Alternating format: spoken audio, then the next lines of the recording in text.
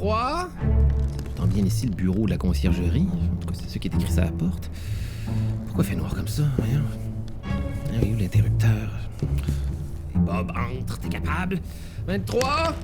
23. Quoi au juste, la petite lumière clignotante juste ici? 23. Ah, non! Qu'est-ce qui m'inspire le nez comme ça? Oh, les pieds, quelque chose me gratte les pieds.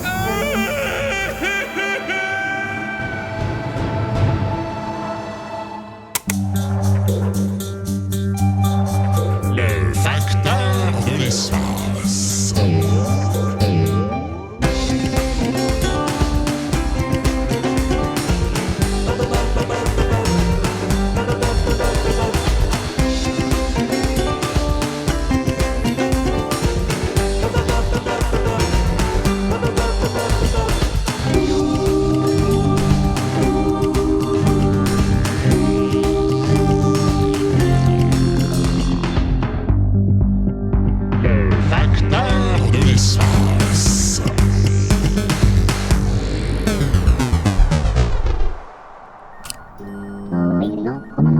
Ah, c'est vous, cher collègue. Mais bien sûr, avant même d'ouvrir la lumière, je le savais que c'était l'aspirateur de 64. Je m'amuse un petit peu, c'est tout. La famille va bien? Ah ben tant mieux. Auriez-vous vu 23? Je veux dire, votre chef d'équipe, je devais le rejoindre ici et... Ah, ben le voilà justement. Hey, salut 23! Ouais, c'est vrai ça. Cette pause recharge a assez duré au boulot. Allez, à bientôt les gars. Wow, t'as de l'autorité, 23. Et ton bureau, un look de placard. C'est très professionnel. Oui, merci, ma livraison a assez bien été. Par contre, si tu peux m'envoyer une équipe de nettoyage pour le VP1, ce serait pas de refus. Je sais pas ce que contenait le dernier colis que j'ai livré, mais tout le vaisseau empeste. Ouais, je dirais plus une odeur de genre de fromage d'escargot, tu vois le genre? Mais bon, pas d'urgence. J'espère juste que cette mauvaise odeur ira pas jusqu'aux narines de patron. Oh, il reste plus que quelques minutes avant la divulgation du titre de facteur du mois. Oh, je pense que je suis un peu nerveux. J'ai envie de faire pipi. Non, c'est correct, j'ai pas envie. Ah oui, non, tu vois, j'ai envie. Oh non, finalement, c'est correct. T'as raison, je vais finir de te raconter ce qui s'est passé sur Couronne 3. Tiens, ça va peut-être me calmer un peu. Exact. On est sorti des tunnels souterrains. Grâce à Chami, on a réussi à atteindre l'autre côté de la muraille. C'était assez magique. Une plaine avec de belles collines verdoyantes, des plantes et des oiseaux exotiques. Incroyable! Ah, mais ça m'inspire une... Non, on n'y pense même pas, Yolin. On doit rester sur nos gardes, en mode furtif et silencieux. Qui sait ce qui nous attend ici? Je trouve ce paysage un peu particulier. Il y a beaucoup de... cette petite plante minuscule et toute verte. Du lolium et du fétuc, des variétés de graminées miniatures, communément appelées gazon. Hein? Jamais entendu parler. Mais c'est joli, ça fait comme un tapis sur lequel on pourrait se rouler ou dormir. Et on pourrait... Ah, bon, ça recommence comme dans les tunnels. Ellie, est-ce que tu captes une activité sismique? Non, mon sismographe indique que les roches en profondeur sont stables. Ah! Regardez par là! Qu'est-ce que... une pierre? Ça roule! Et c'est immense! Une sphère de très grande taille roulait dans notre direction, écrasant tout sur son passage. Ça s'approche de nous, très rapidement. Qu'est-ce que vous faites? Fuyez!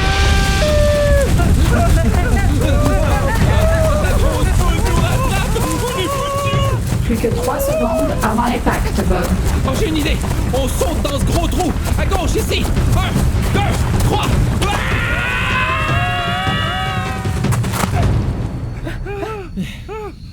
On est vivant? Mes biosenseurs indiquent que vos signes vitaux sont normaux, quoique votre pouls est très élevé, surtout Bob. Il faudrait peut-être diminuer le sel et la consommation de gaufres à minuit. Et aussi... Ok, ça va faire, Ellie, là. Qu'est-ce que c'est que cette pierre? Elle semble pas vraiment naturelle, si tu veux mon avis.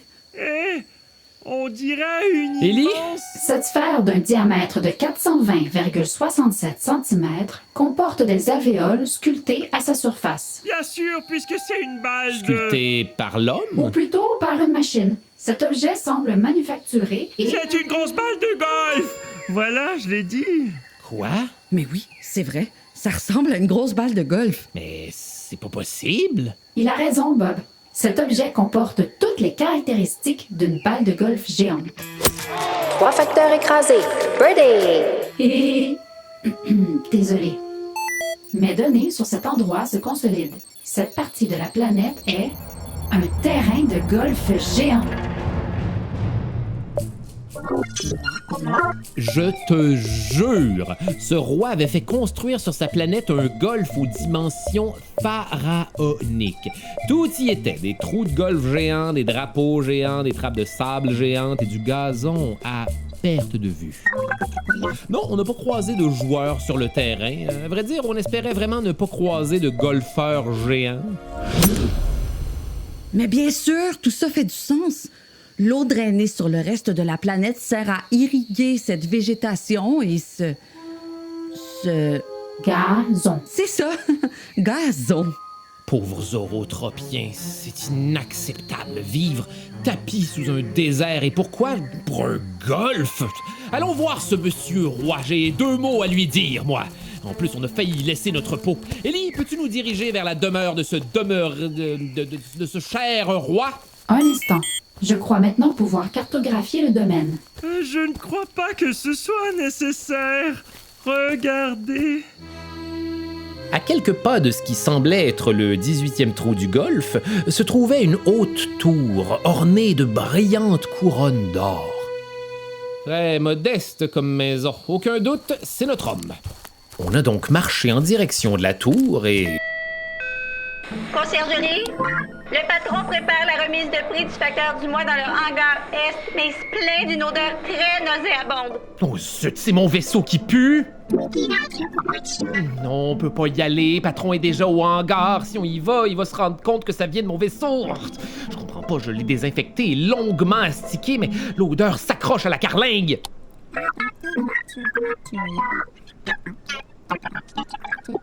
Ah oui, c'est vrai, l'odeur vient peut-être des cuisines de la cafétéria. On va contacter Chef Popolo. Ah, bien vu, 23. Je crois qu'on va gagner un peu de temps. Donc oui, arrivé à la tour, quelque chose nous a frappés. Mais non, pas une balle de golf géante. Je parle d'un fait, un fait frappant. Bob, regarde le sol à la base de la tour. Il n'est pas recouvert de zonga. Gazon. C'est ce que je disais. T'as raison, Marcel. On dirait que la tour a été arrachée du sol de Bye Bye pour être plantée ici. Ça explique le cratère de ce matin. Donc, le roi a même déménagé un bout de la planète Bye Bye. C'est plus simple que tout reconstruire, j'imagine. Et ce roi est encore en déménagement. Regardez ces grands hommes là-bas. Ils sortent des boîtes d'une navette et les apportent à l'intérieur de la tour. Ils ont une drôle de démarche, je trouve. Ce sont sûrement des gardes du roi. Ah oui, les gardes maintenant. Ouais. Approchons-nous. On doit absolument entrer dans cette tour. Un garde colossal, portant un long manteau vert allant jusqu'aux chevilles, était posté devant la porte de la tour. Qui va là?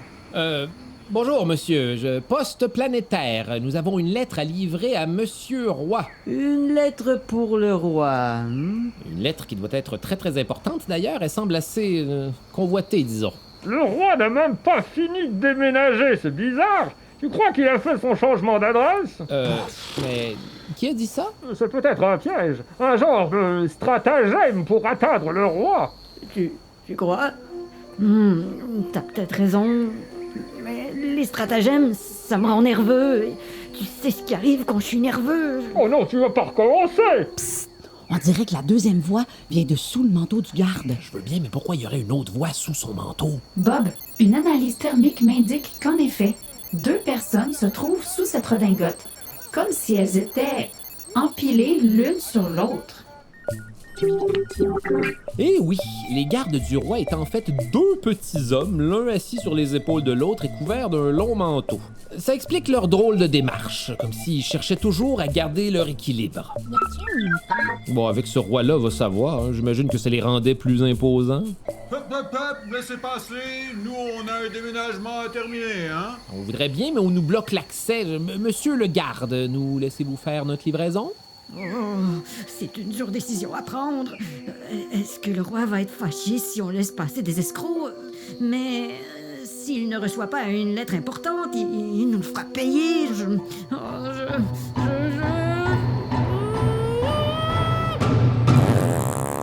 Oh non, c'est pas vrai que je recommence! Évacuation! Demande d'évacuation immédiate! Je crois qu'on peut y aller maintenant. Oui, profitez-en pendant qu'ils évacuent.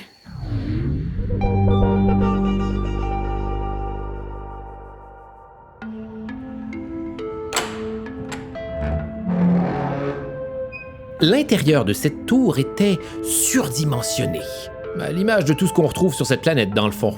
Un escalier en spirale montait jusqu'au sommet de la tour qui devait faire au moins 12 étages. 9 étages. Cette tour fait exactement 9 étages. Oh, ça en fait des marches.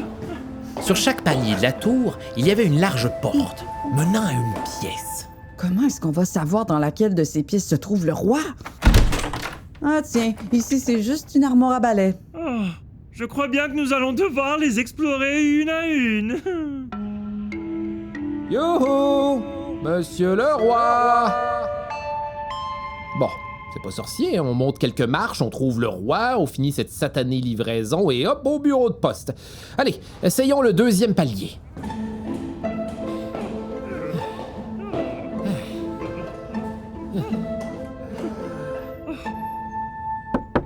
Bonjour! Poste planétaire! Bon, nous entrons! La pièce était assez vaste, mais complètement vide. Enfin, presque vide. Un homme se tenait au milieu de la pièce, seul, assis sur une toute petite chaise.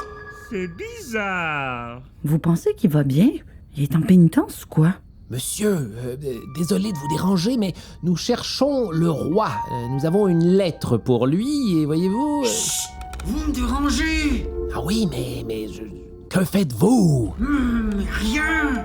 D'accord, mais si vous faites rien, comment pouvons-nous vous déranger? Ouais, c'est vrai ça. Comment on pourrait vous déranger? C'est justement ce que je fais!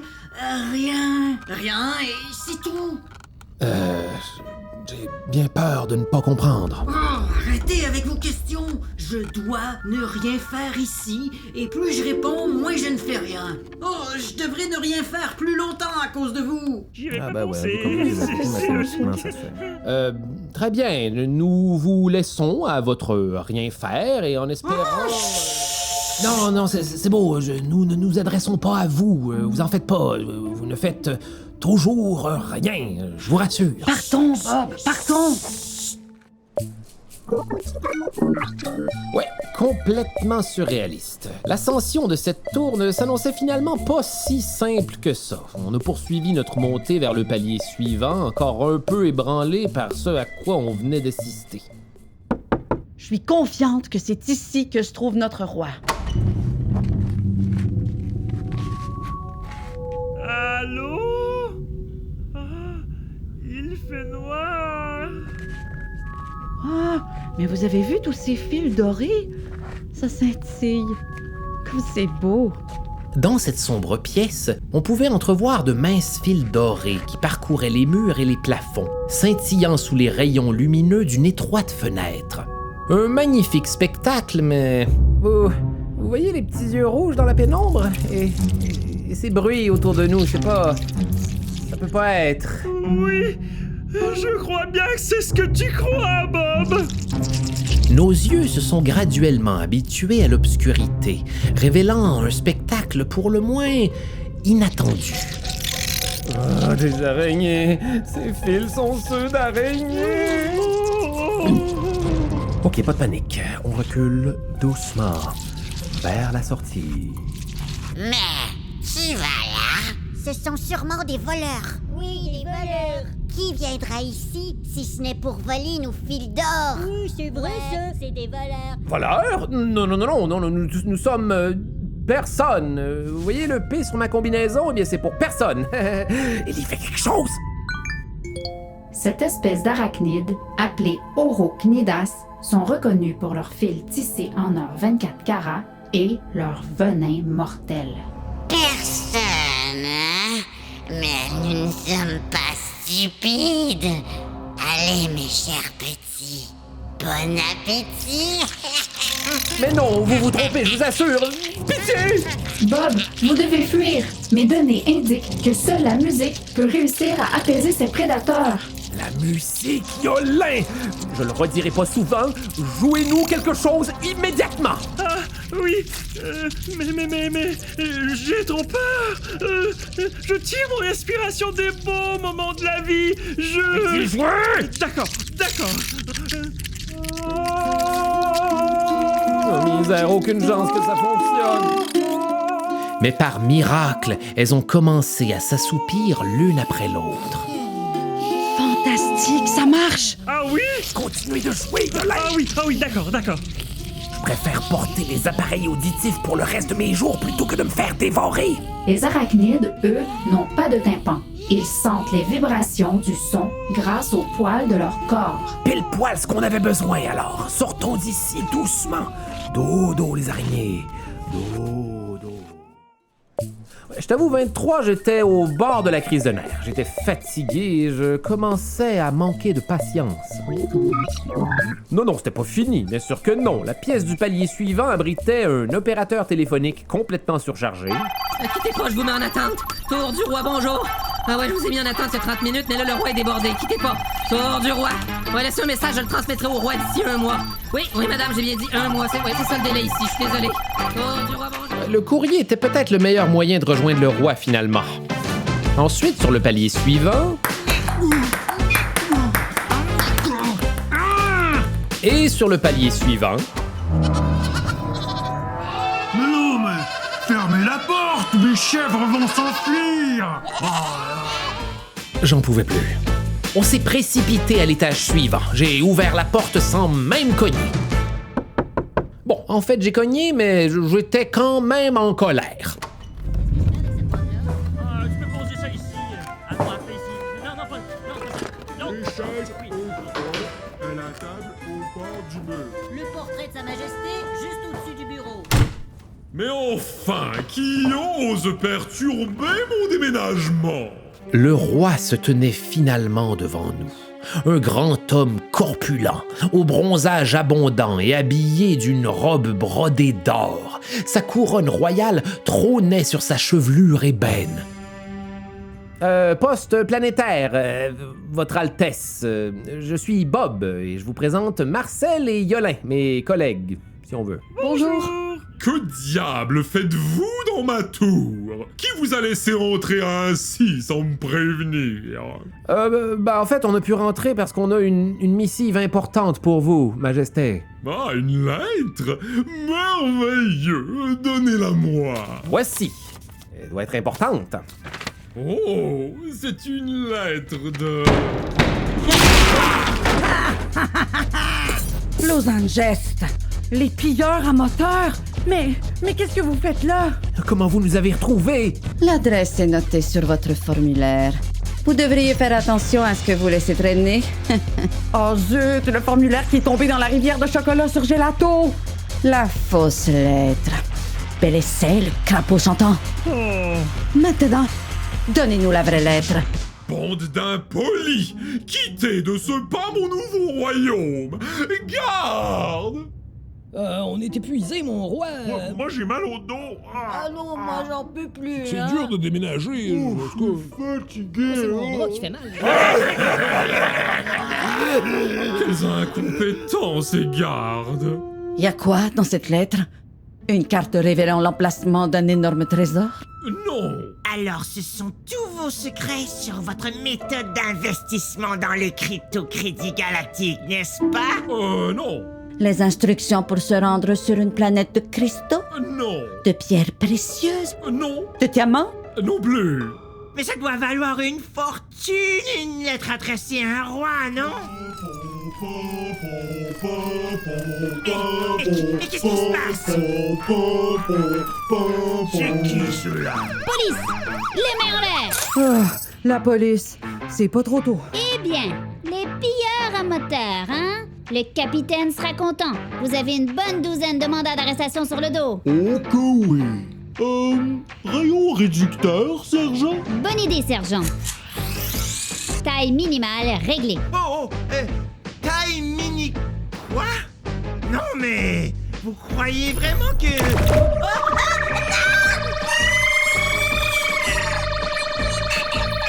Allez les vauriens, au poste. Je vous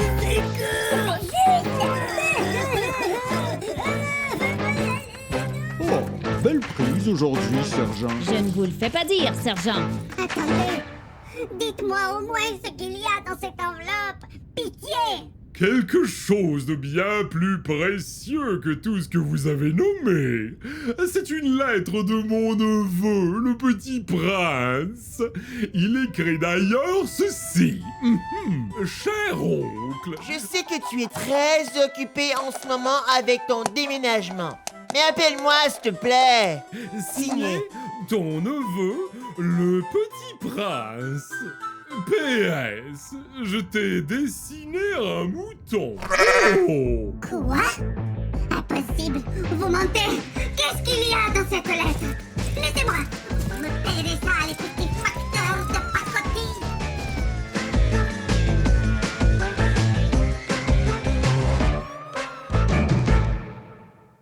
Donc, si je comprends bien, Monsieur le roi, nous avons mis notre vie en danger pour une lettre de votre neveu qui vous demande de l'appeler, de lui passer un petit coup de fil? Absolument! N'est-il pas charmant et sympathique? Dites-moi, comment pourrais-je vous remercier de m'avoir remis cette précieuse missive? Oh, je sais, vous resterez au moins pour le grand banquet pizza de ce soir. Miam pizza, un grand banquet. Il n'en est pas question. En plus d'avoir rendu ma journée interminable, vous, monsieur le roi, vous rendez la vie des habitants de cette planète impossible. Vous qui ne pensez qu'à vous. Voilà. Les habitants de cette planète? Mais comment? Je viens pourtant tout juste de déménager. L'eau, monsieur.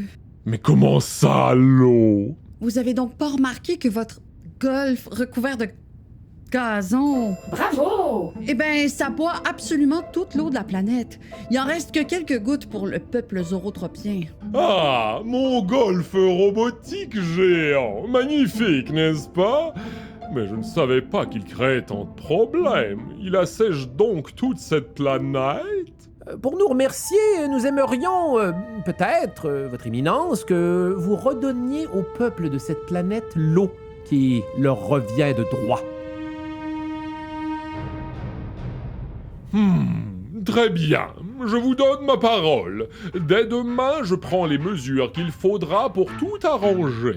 Wow! Trop cool! Ce grand moment de réconciliation m'inspire ceci. Non, Yolin, ne gâchez pas tout, trop tard. Oh, c'est si mélodieux! Quel magnifique habit vous portez en plus! Ce serait majestueux avec le reste de mon grand orchestre! J'ai une idée! Voudriez-vous vous y joindre? Mais j'accepte avec joie, Votre Altesse! Ce serait un honneur! Eh bien, les goûts de ce roi me surprendront toujours. Ah, faites-moi plaisir, votre majesté, faites votre changement d'adresse par pitié, ça évitera bien les problèmes.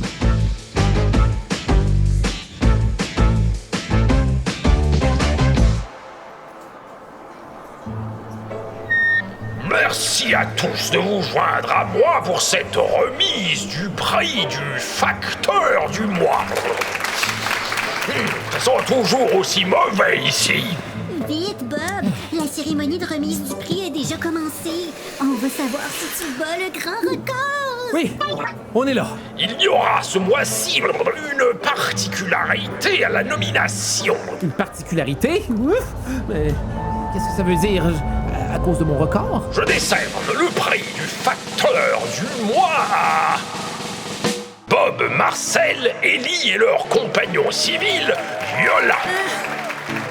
Une équipe prodigieuse qui a su mettre à contribution les qualités de chacun pour livrer une lettre qui demandait une bonne dose de courage et de diplomatie, disons.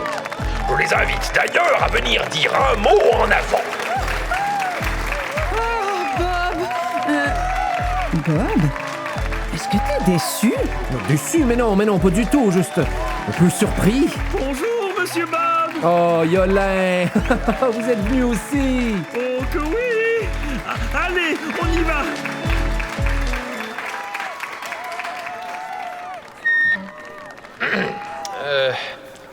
Vous savez, la vérité, chers collègues, c'est que cette semaine a été très difficile, et tout spécialement cette dernière livraison sur Couronne 3.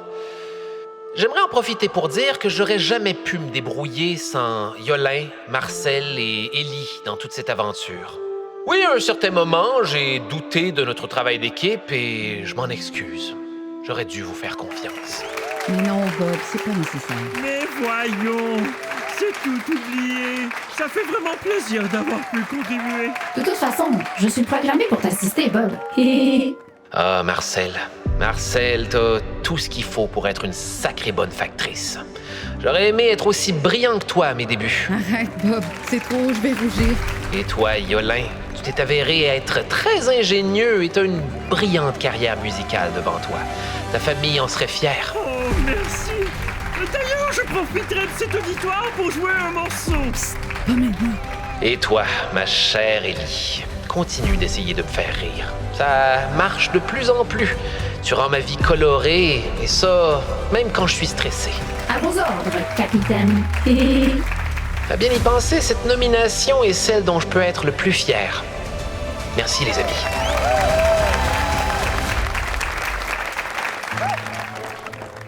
Suzy Lettré, Gazette du Facteur.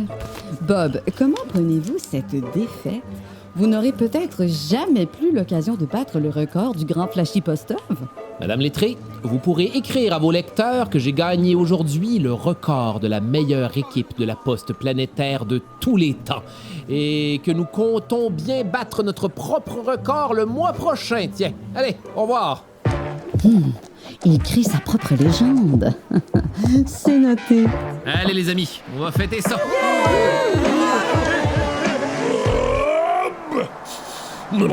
Est-ce que cette odeur immonde viendrait de ton vaisseau par hasard? Qu'est-ce que vous en dites si on allait de ce pas manger un bon sandwich au cornichon au resto de Voyageur 1? Bonne idée. En plus, les sandwichs au cornichon du Voyageur 1, c'est les meilleurs de toute la galaxie. Oui, c'est vrai qu'ils sont bons. Hey, les amis, vous savez quoi? C'est ma tournée. Ouais. Une adaptation de la bande dessinée Le Facteur de l'espace, écrite et illustrée par Guillaume Perrault et éditée chez La Pastèque. Auteur et texte du balado, Francis Thibault, en collaboration avec Alexandre Craig et Guillaume Perrault. Musique originale, Francis Thibault et Alexandre Craig. Réalisation, conception sonore et montage, Francis Thibault. Voix, Charles Beauchesne, Véronique Pascal, Laurence Tremblay et Alexandre Craig. Un balado produit en collaboration avec La Puce à l'oreille. Ce projet est rendu possible grâce au financement du Conseil des arts et des lettres du Québec. Allez, Roger, viens-t'en! OK, j'arrive! Mais ils sont où mes pantalons?